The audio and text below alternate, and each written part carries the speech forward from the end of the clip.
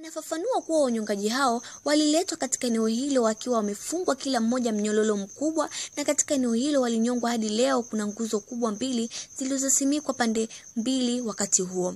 Anabainisha zaidi kuwa juu ya nguzo hizo kulipigiliwa nguzo imara iliyofungwa vitanzi vinne, na kwamba chini ya nguzo hizo kulikuwa na ubao uliowekwa juu ya nguzo fupi 4. Basi waliwafunga wafungwa wanne toka mnyololo ule mkubwa na wakasimamisha juu ya ule ubao uliotegeshwa. Wakawapachika zile kamba zilining'inia kila mmoja na kamba yake, huku wakiwa wamefungwa kamba mikono yote miwili ili wasiweze kujimudu, na nyuso zao zilikuwa zimefungwa vitambaa vyekundu ili wasiweze kuona, anasema Ngonyani. Ili kuastili utupu wao, mzee Ngonyani anasema wanyongaji hao walifunga shuka ndogo ili kustili utupu wao, na kuongeza kuwa askari alifatua ubao na ndipo miili ya mashujaa hao ikiwa inaning'inia kwenye vitanzi mpaka walipokata loo. Baada ya mashujaa hao kukata loo katika mateso makali, wauaji hao waliondoa miili hiyo na kuiweka kando katika sehemu hiyo walionyongia, na kwa sababu waliwanyonga watu 4 kwa wakati mmoja na kufanya siku ya kwanza, yani Februari 27 mwaka 1906, kunyonga watu 40, alisema. Hata hivyo, mzee Ngonyani anasema mashujaa walinyongwa vitanzini walikuwa 68. Waliokufa gerezani kabla ya kunyongwa walikuwa 2. Waliopigwa risasi kuonyesha nguvu ya risasi walikuwa 5, na kufanya jumla ya mashujaa 75 kuuawa kikatili. Akizungumzia namna mashujaa hao walivyozikwa katika kaburi moja, mzee Ngonyani anasema kaburi kubwa lilichimbwa na wafungwa kwa mwezi mmoja katika eneo la mashujaa mjini Songea, ambako ndipo limetengwa eneo la kumbukumbu ya mashujaa wa vita Majimaji, na hata gereza lililojengwa na Wajerumani kwa kutumia miti lipo hadi leo.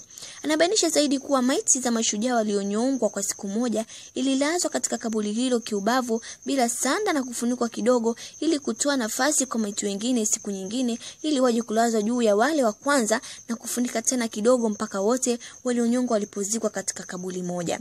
Hata hivyo, anasema chifu wa Wangoni Nduna Songea Mbano hakuzikwa katika kaburi hilo moja na wenzake, kuwa yeye aliuawa siku ya peke yake baada ya wengine wote kunyongwa.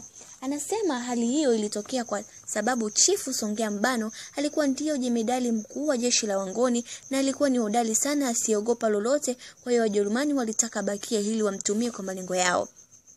Yeye chifu Songea alidai na yeye anyongwe kama walivyonyongwa ndugu zake. Basi alinyongwa na Wajerumani ambao waliondoka na kichwa chake wakiwa wamekiweka ndani ya kasha kwenda Ujerumani, ambako akijarudi hadi leo na kiwili chake kuzikwa katika kaburi la peke yake. Anasema eneo hilo la mashujaa wa vita vya Majimaji limebaki kuwa kivutio kikubwa cha wageni kutoka mbali kuja kujionea na kujifunza mambo mbalimbali, lakini wazawa wanapofanya kuwa sehemu ya matambiko ya kimila, hasa pale wanapokumbwa na majanga mbalimbali.